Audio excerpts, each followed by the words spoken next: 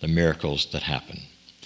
It could be that you have a miracle of synchronicity that took place. You met somebody, you did something happened that you had asked for. It could be a healing of your emotions. It could be a healing of your body. We all think that what a miracle is different for everybody. Whatever a miracle happened, it's worthy of being celebrated. And that's why we're here in this section, to celebrate it. It's a great way to celebrate it by being here with us, and we share it with all of you. I'd like to ask Monica to share some miracle moments which happened to 2 of our Circle of 12 members. Thank you, Lee. And I love sharing these stories because they're so uplifting and inspiring. And this miracle moment, it comes from Tirso Leonardo. It's short but profound in its revelation. Here it is. I received more hope to live. Don't you just love that? Yes. Yes, because you are so important. Your life matters. You're precious. You need to be here on this planet. So I am so thrilled just that is a short miracle, but so profound in its entirety of what it's sharing with us. So yay, celebrating that you received more hope to live. This next miracle comes from Lisa, and Lisa says, this is a real fun one for me because Lisa says, back in April, I had to have surgery to remove a lump on a gland. I was a little nervous, so I kept asking Spirit if I could see an angel. Afterwards, while I was in recovery and I was coming around, I heard someone shout, "Angel," from across the room. I opened my eyes to a beautiful nurse who was smiling over me and asking me if I was okay. And my nurse was called Angel. Don't you love that?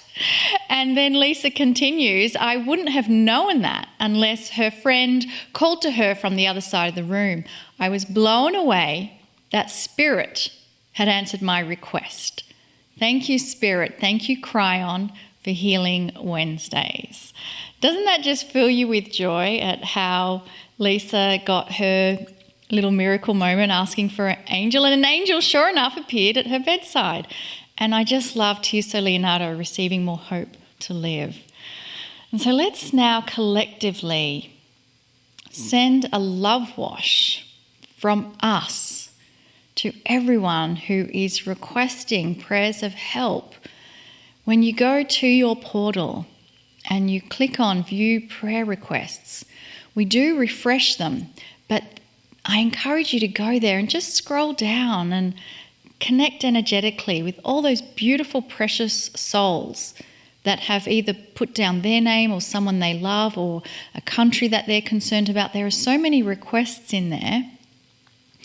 And it's all known at a quantum level, but sometimes it's helpful to have your eyes scan those requests as well. And so I'm going to invite you now to close your eyes and just kind of feel into a big swirl that comes around you. And in this swirl, it's like a wind that blows. And in that wind, it is filled with all these prayer requests. And so we're now going to pull our focus and attention for all of those that are swirling around us in this wind of change. Let's call it the wind of change for those who are requesting help in their situation, that there might be a change come about to help them receive a miracle. And so as we keep focusing on this swirling wind of change around us with all of these requests, we acknowledge those who are requesting in our portal, past, present and future, as requiring this help from us. And let us add to this wind of change circling around us all those individuals on the planet right now in this moment who are requesting help from us. And so now that we have that wind of change circling around us, let us release up into that wind of change a wave of love, compassion, benevolence, acknowledgement. We see you, we love you, we honor you. We are holding the energy for the change, for the miracle, for the benevolence, for the support, for the answers to the solutions that you seek. That they blow upon you in a wind of change that enters your life. There is a constant wind of love blowing from Spirit to come into your life, to come into the lives of everyone requesting a miracle. And so let us add our own field of energy and love into that wind of change. And release that now into that wind spiraling around. And you too are included in this. And now as we settle down, because we've released that, it's gone into the wind of change, it's circulated all around the planet. And just like Gaia has her cycles, that wind now slows down into a gentle, soft breeze. Tiny whispers now that find their way to all those who have requested it. And as we drop into the stillness and the silence, let's now receive a message from Kryon. Greetings, dear ones. I'm Kryon. Come a little closer, dear one. Come a little closer. These times are trying for many. And sometimes the things that are most upsetting are the things that are unexpected. Even for the light worker, just when you get to a place where you think you are comfortable in what you know, in what you're studying, and how life is going, something comes along that's different than you expected. Spirit never promised you sameness. And many of the things that happen are things that are teaching you. So you be prepared for the next thing. Or perhaps they're giving you tools to develop for things you don't expect. All this to say that all the way through any of these, your magnificence is seen first. You're loved beyond measure. Humans always have had a bias, and they've been taught from childhood by their parents, from others, from their society, from their churches, that things happen in a certain way. And there is this idea of punishment.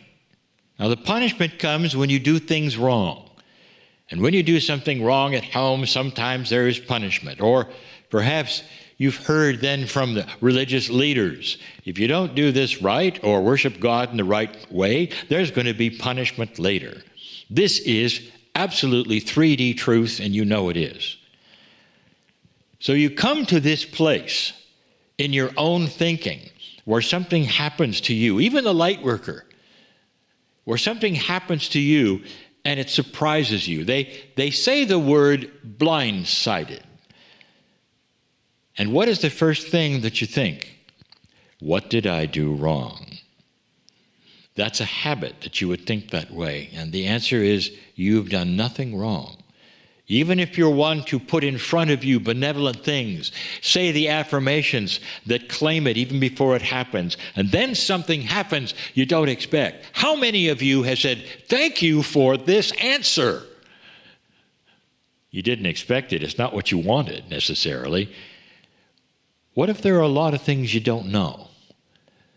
How would you like to know them? Not know them, but perhaps have a toolkit that when they took place, you would react differently. That's a tool in itself, a tool of mastery, maturity. So when certain things happen, you don't automatically go to the human bias stance of, What did I do wrong? Woe is me.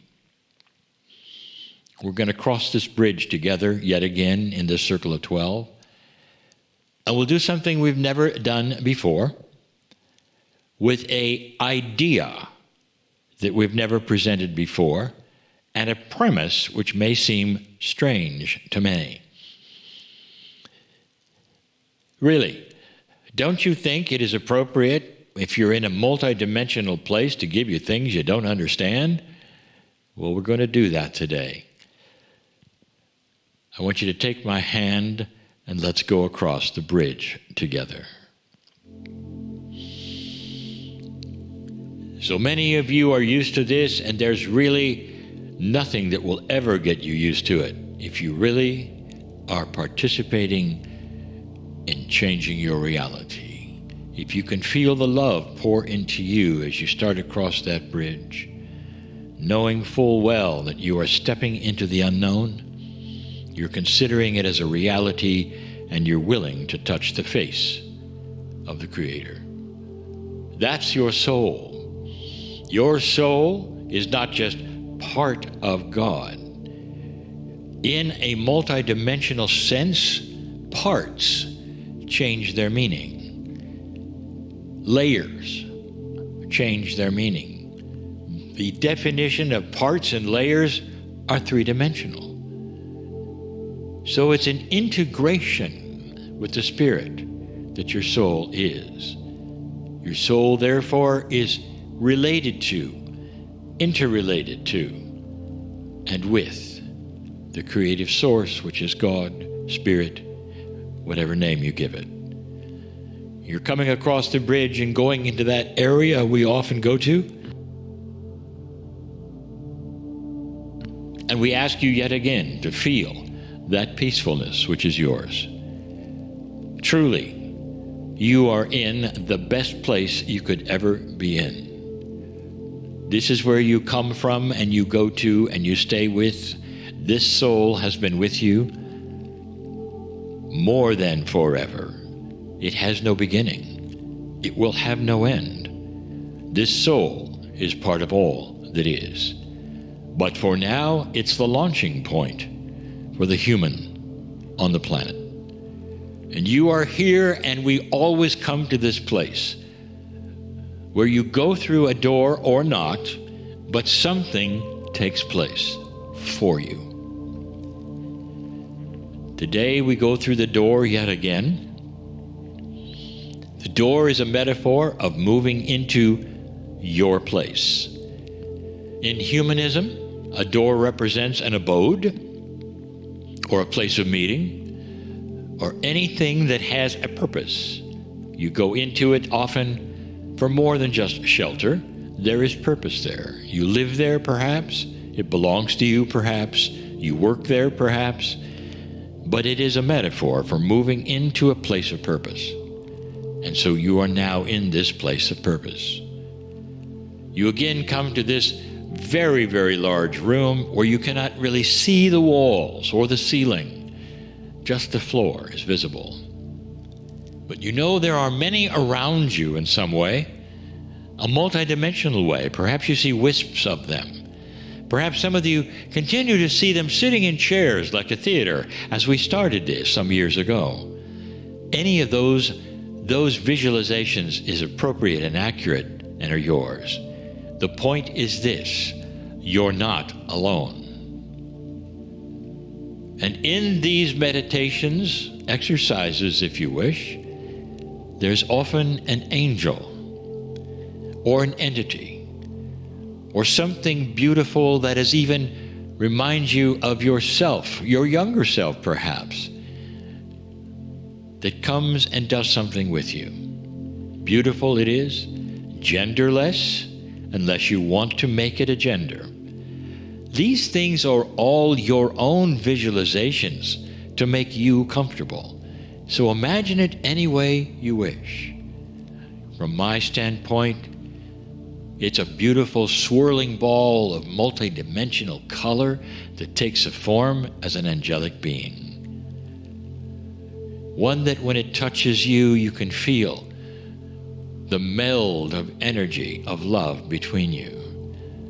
That thing that you are touching, that entity, that beauty, that love that touches you, that angelic power, always has change for you. It always has something to give you. The truth, if you really want it, is not tellable. You would not understand it if I said it was you. So I have not said that before, but it is. A bigger you, part of this side of the veil, that knows everything. And you sit in the chair, and it starts to walk around you. This time we say, as we have many times before, dear one, do you give permission to receive what this angel has? And the 3D part of you will say, well, that depends. What have they got? That's so three-dimensional. Do you give permission to receive something you don't know about? Yes or no? And here is where trust, understanding, cognation, if you want to use that word, can you cognize a principle, an idea that things you don't know exist? Some don't. They cannot fathom it. If I don't know about them, how can I visualize them? Oh, how 3D.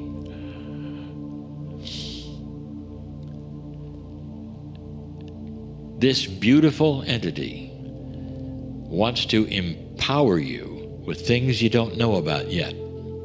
How about that? To let flow to you the tools that you need for things you don't know about. What a concept. Picture this. You're learning how to operate some mechanical thing. There are 18 lessons involved, and you have the tools for lesson 1. But there are toolboxes that will be developed all the way through and including the last lesson, 18. And so an angel comes and says, here are the toolboxes for the things that you will be presented later. You're going to need them. Now the human will say, well, that sounds fine to me. Just put them over there in the corner. So when it comes to metaphysical things, when it comes to life, why is that different?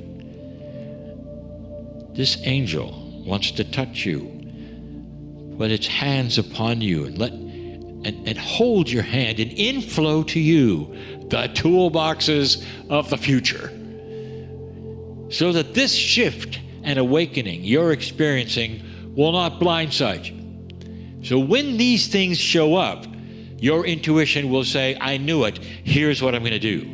Here's the answer. Here is the solution. You may be in front of people looking to you to say, what do I do now? And you'll know. And then you will remember, how do I know? Because I gave permission to know. Things that I don't know about, that I may experience, I'll have the tools to deal with them. What a concept. It's the first time we've done anything like this, because I'm dealing with a very wise, mature light worker, an old soul who knows their old souls. I want you to sit there. Let this beautiful angelic being touch you, hold your hand, and flow into you things you don't know about. Sounds interesting and fun, doesn't it? It's not scary, dear ones. You're being fueled up. Imagine being at that fuel station where you go to often and you fuel a vehicle. For those of you who still fuel your vehicles. And what's happening is you're being given fuel for a road you haven't driven on yet. And that is the metaphor. Be tanked up today and be ready for what you don't know. And when it happens, you'll say, this is the road that I can now drive on. I understand it. And when you start feeling that, I want you to understand the love in which it is given, the love that we have for you. I want you to stay here, be tanked up, but this particular angelic being and every one of those others that's in this room with you, which we'll call soul family. Dear ones, this is as real as it gets. This is for you. In love, stay. I am Kryon in love with humanity, and so it is.